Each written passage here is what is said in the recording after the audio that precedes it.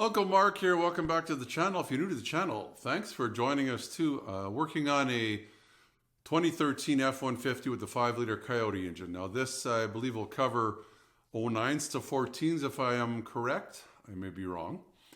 It should also cover the 3.5 EcoBoost in regards to this problem. So what we're going to do is change the tensioner pulley for the alternator serpentine belt. There's two belts on this thing. So this is the one, the tensioner for the alternator and water pump. It's pretty easy to do. Watch as I do it step by step. Enjoy the video and don't forget to subscribe.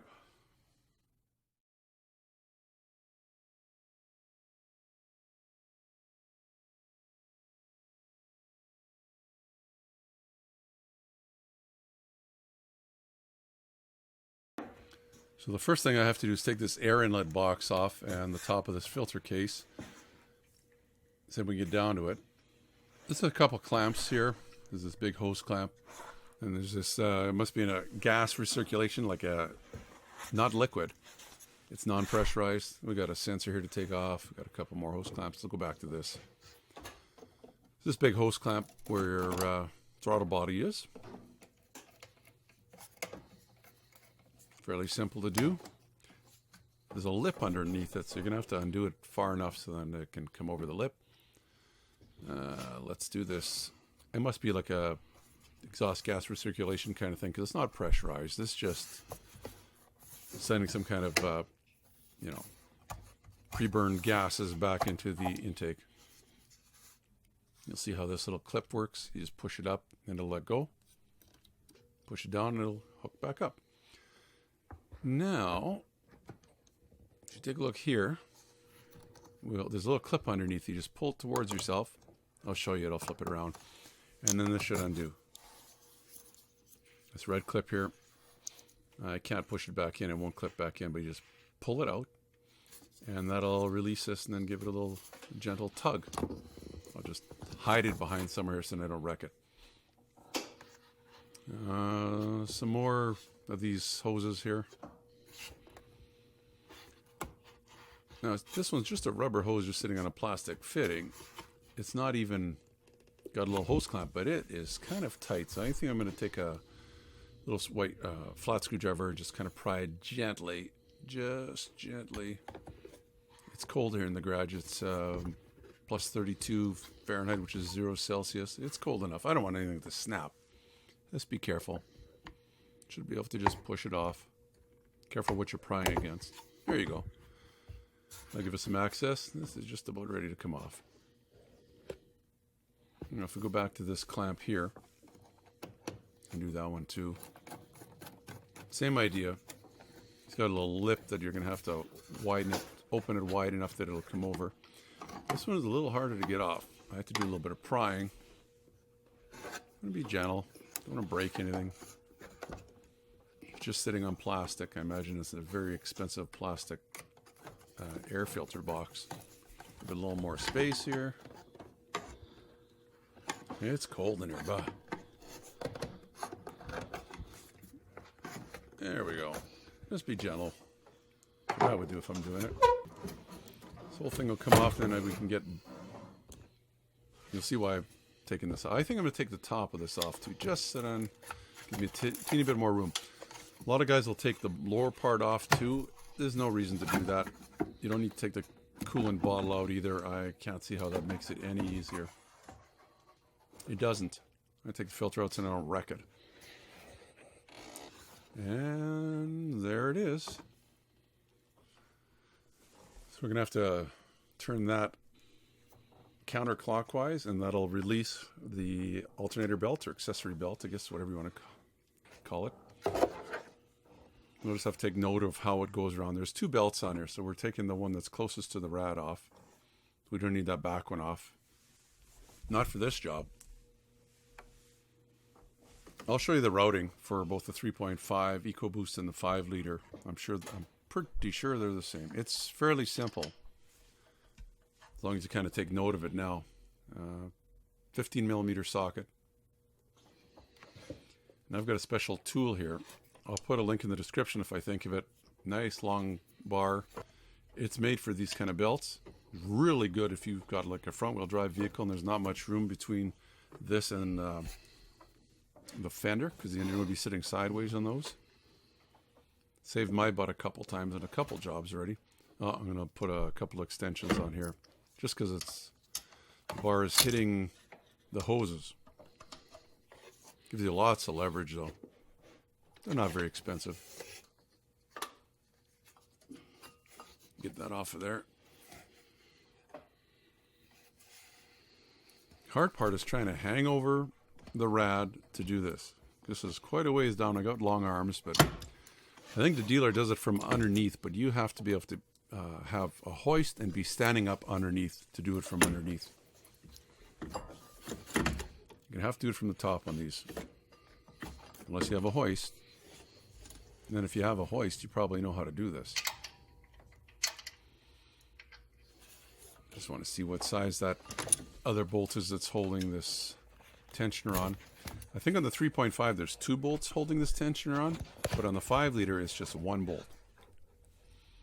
And there it is to the left, hidden in the shadows there. Not that one, this one right here. I think it's a different size. Take a quick look and see what the size is. Heater's on again, 13 millimeter socket. Pretty, common socket. Counterclockwise. That should do it. Got a little bit of room. Just a little note, if you're just going to remove the pulley wheel itself, you don't have to undo this bolt, but you will want to turn the pulley wheel clockwise to loosen it. Clockwise. This one's counterclockwise.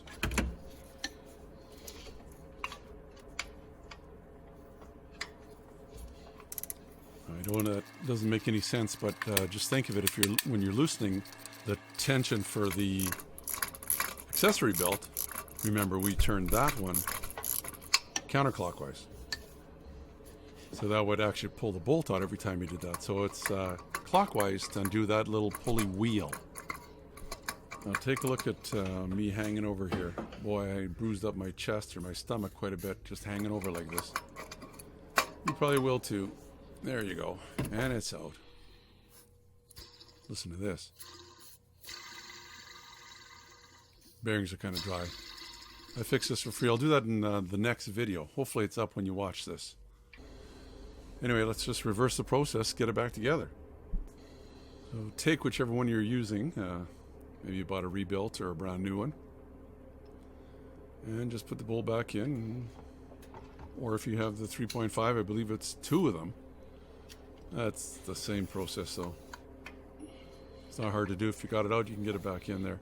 This one's got a dowel pin that kind of aligns where exactly it sits, so you might have to spin it around left and right a little bit. And then just tighten her up. It's 13 millimeter bolt. I probably should have used a torque wrench to tighten this up. At the end here, I just tightened it pretty tight. Now I think these are 35 foot-pounds, if I recall right. Let me just tighten her up just a little bit more. And then we'll be ready to put the belt on. There we go.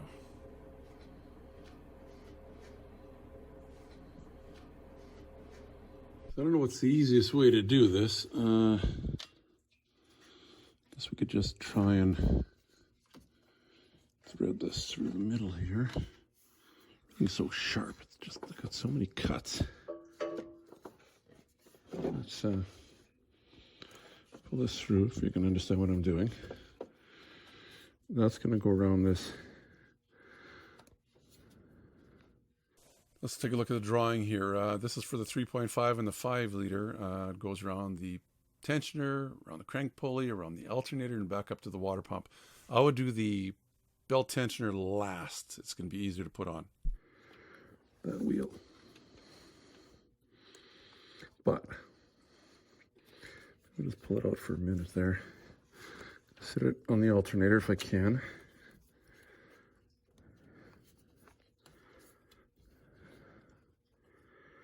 There we go.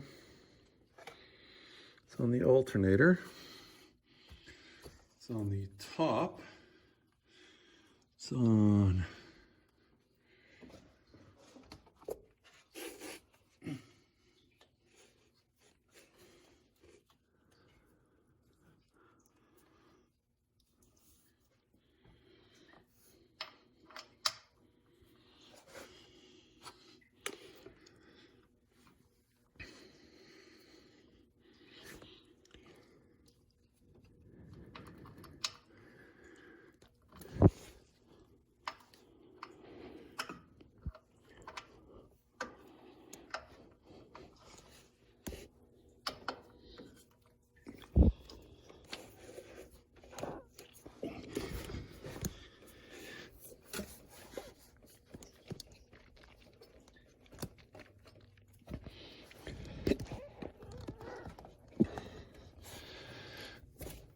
Sorry for all the heavy breathing. The mic is just like, I'm hanging over the camera, as you can see.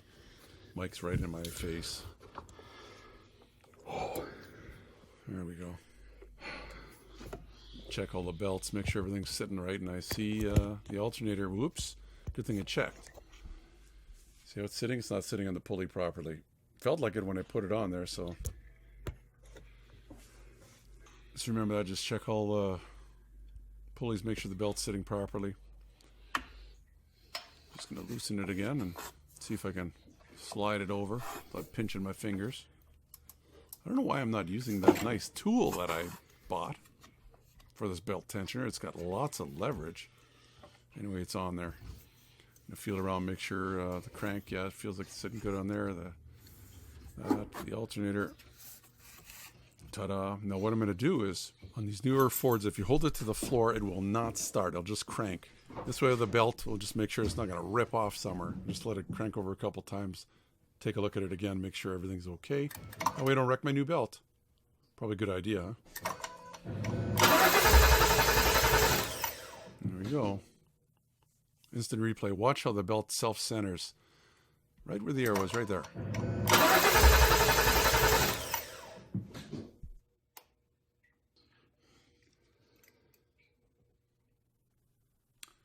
Well, that's it for the video. What did you think of that? Something you could do? Save me a few bucks. I also mentioned there is a video coming up. Should be our next one. I'll be posting it sometime, I think of the 7th or 8th of April 2021, pardon me. Yeah, we're into that year already. And what I'm going to do is I'm going to take that, the actual pulley itself, and lube it up because it's making some noise. And just, what's it going to take? A couple cents of grease to put in there, and it should quieten it down for another 100,000, 50,000 miles, or whatever it's going to be. If you like the video, subscribe down in the corner. Give me the thumbs up too. What else? Check out the playlist at the top here, F150 playlist. And enjoy the next videos we do. It's nice to have you with us. I hope you and your family are doing well. Ours is doing good. Until next time, Uncle Mark saying, you take care. Remember to be safe. Your safety is your responsibility and should be priority number one. Also, give me the thumbs up if you like the video. Plus, please subscribe and you'll get all the notifications. It's easy. The little dog will show you how. Ring the bell. Ring the bell.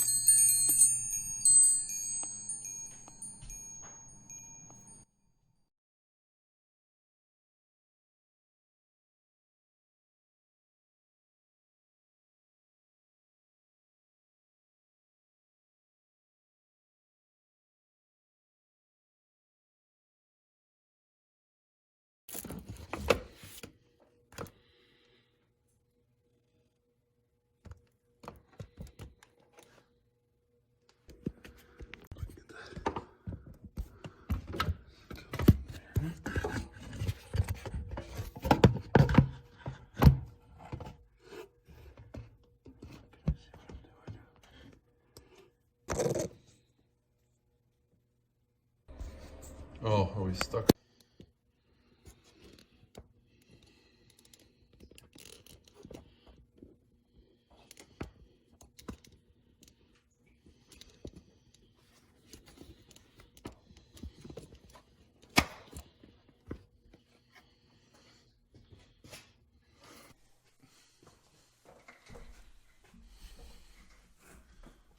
Just a little test. 1, 2, 3. It's cold. It's cold in here. -10. Okay.